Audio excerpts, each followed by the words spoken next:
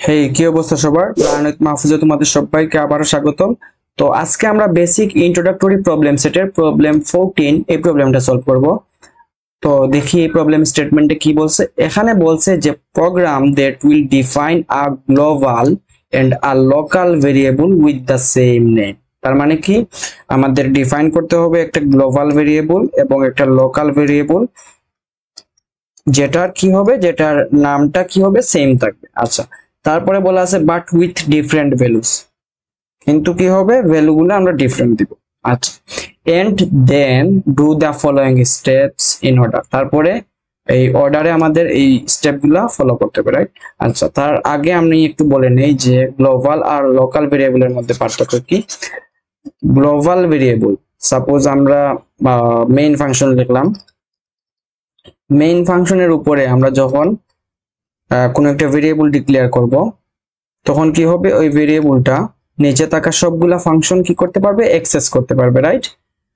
So এই ভেরিয়েবলটা কি হয়ে যাইতেছে, এই ভেরিয়েবলটা গ্লোবাল ভেরিয়েবল হয়ে যাইতেছে। কারণ গ্লোবাল মানে কি, সবাই অ্যাক্সেস করতে পারে, সবগুলা ফাংশন কি করতে পারবে, অ্যাক্সেস করতে পারবে। বাট আমি যদি কোনো একটা ফাংশনের মধ্যে, সাপোজ মেইন ফাংশনের মধ্যে অথবা অন্য কোনো ফাংশনের মধ্যে যদি একটা ভেরিয়েবল ডিক্লেয়ার করে, সেক্ষেত্রে সেই ভেরিয়েবলটা ওই ফাংশনের বাইরে, যে ফাংশনের মধ্যে ডিক্লেয়ার করছি ওই ফাংশনের বাইরে অন্য কোনো ফাংশনে কি করতে পারবে না, ওই ভেরিয়েবলটা আমরা অ্যাক্সেস করতে পারবো না। কারণ কি, আমি সাপোজ একটু বলে দেই। সাপোজ মেইন ফাংশন এখানে আমি করলাম, সো আমি এখানে একটা মানে লোকাল ভেরিয়েবল বা ভেরিয়েবল ডিক্লেয়ার করলাম। সেক্ষেত্রে কি হবে, ওই ভেরিয়েবলটা এই যে কার্লি ব্র্যাকেট আছে, ওই কার্লি ব্র্যাকেটের মধ্যেই আমরা অ্যাক্সেস করতে পারবো, এর বাইরে অন্য কোনো জায়গায় আমরা কি করতে পারবো না, অ্যাক্সেস করতে পারবো না। সেই জন্য এটাকে বলা হয় হচ্ছে লোকাল ভেরিয়েবল। আর গ্লোবাল ভেরিয়েবলের ক্ষেত্রে কি, গ্লোবাল ভেরিয়েবল ক্ষেত্রে আমি চাইলে মেইন ফাংশনের মধ্যে ইউজ করতে পারবো, আবার সাপোজ অন্য কোনো ফাংশন লিখলাম, সেই ফাংশনের মধ্যেও আমি ওই গ্লোবাল ভেরিয়েবলকে অ্যাক্সেস করতে পারবো, রাইট? সো এই জন্য ওইটার নাম হচ্ছে গিয়ে গ্লোবাল ভেরিয়েবল।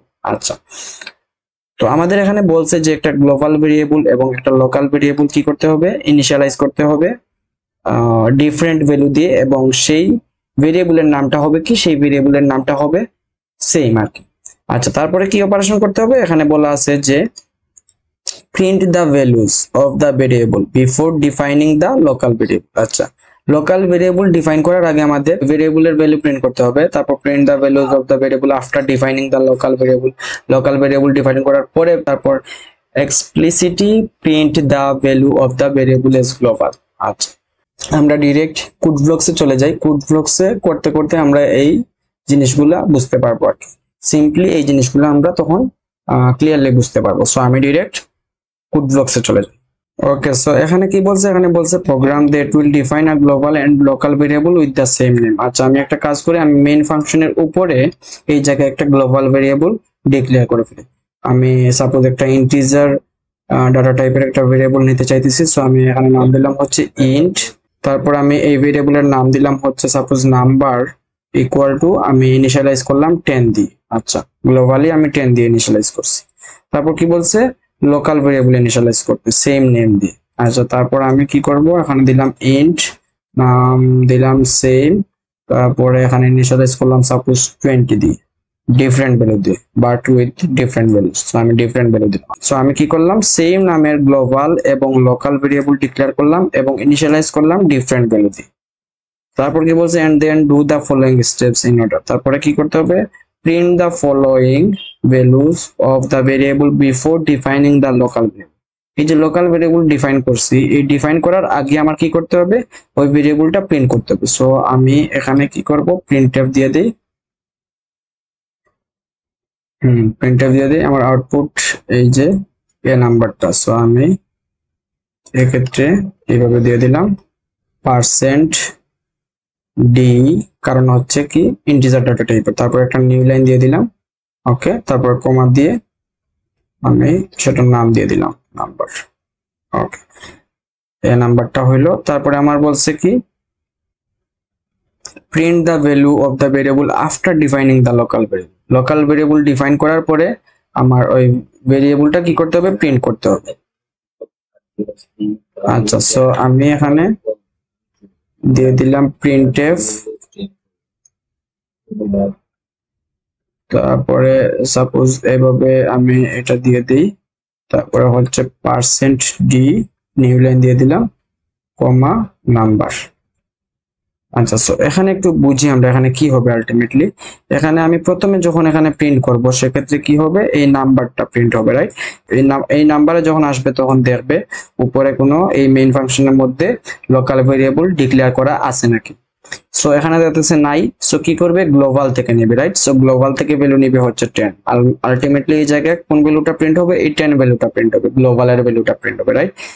ওকে, তারপরে কি হবে, তারপরে আমার এখানে যখন আসবে এখানে পার্সেন্ট ডি প্রিন্ট করার কথা এবং পার্সেন্ট ডি এর জায়গায় নাম্বার প্রিন্ট করবে, রাইট? এখন নাম্বার খুঁজবে এই মেইন ফাংশনের মধ্যে আছে নাকি উপরের কোনো জায়গায়। ওকে, নাম্বার দেখবে এই মেইন ফাংশনের মধ্যে এই জায়গায় আছে, রাইট?